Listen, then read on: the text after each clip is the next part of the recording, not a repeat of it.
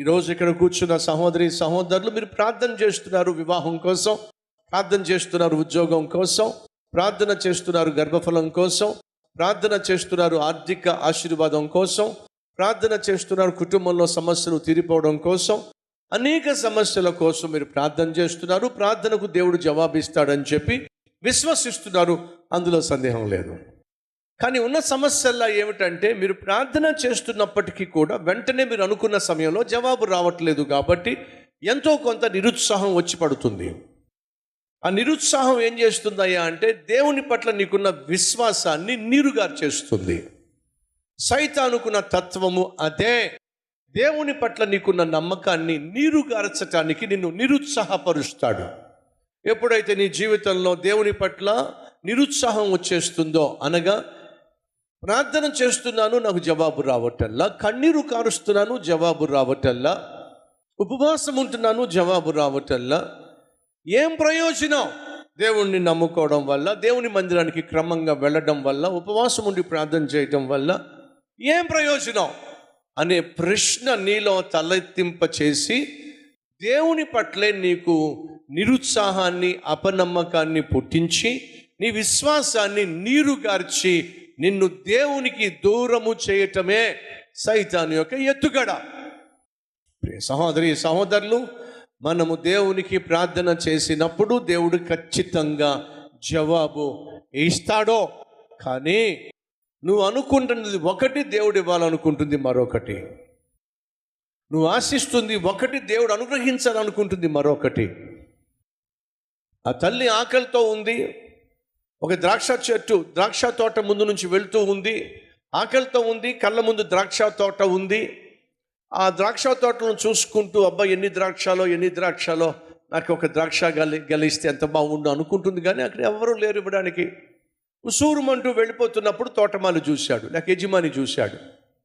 అమ్మా ఏంటి చూస్తున్నావు? ఏం లేదయ్యా, బాగా ఆకలేస్తుంది. ద్రాక్ష తోటను చూస్తే ఎక్కడ చూసినా ద్రాక్ష పళ్ళే.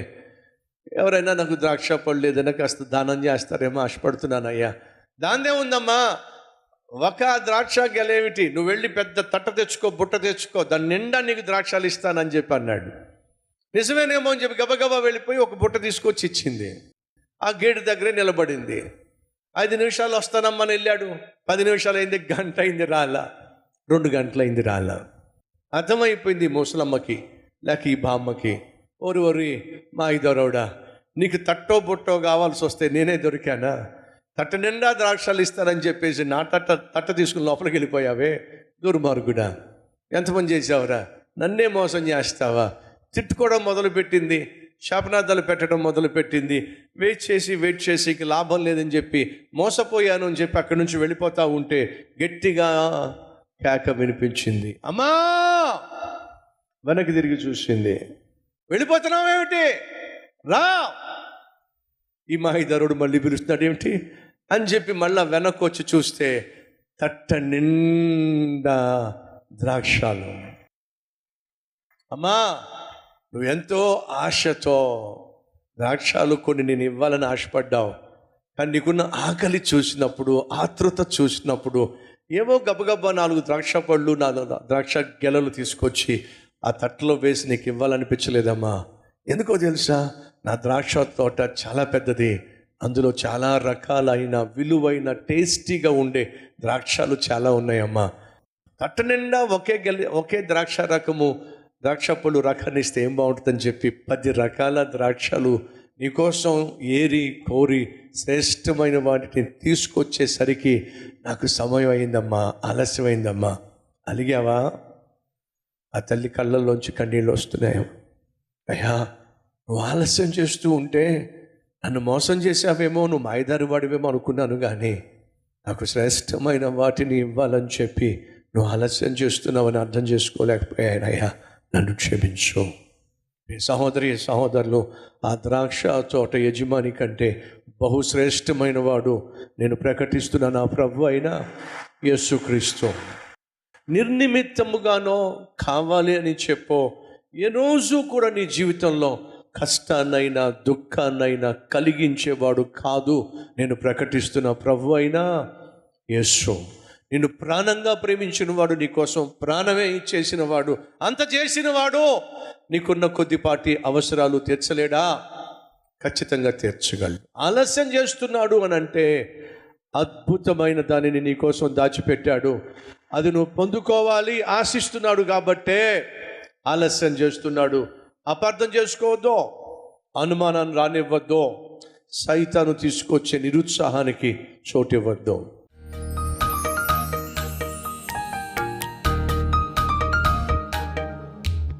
అయ్యా, పరిశుద్ధంగా జీవించటానికే నన్ను నీ అమూల్యమైన రక్తములో కడిగావు.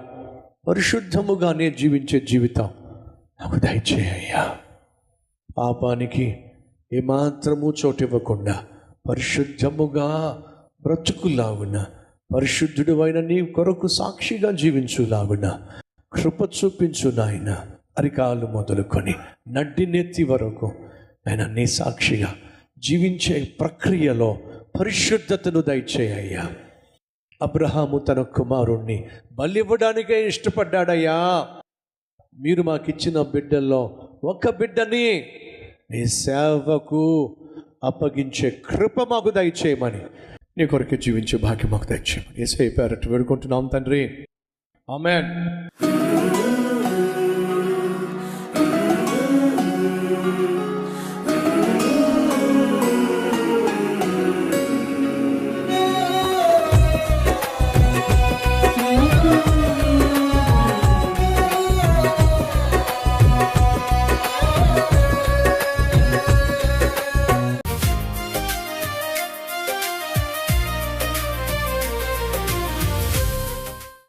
ఫ్రెండ్స్, ఈరోజు అందించిన ఈ క్లుప్త సందేశం మీకు నిజంగా ఆశీర్వాదకరంగా ఉంటే లైక్ చేయండి, 10 మందికి షేర్ చేయండి.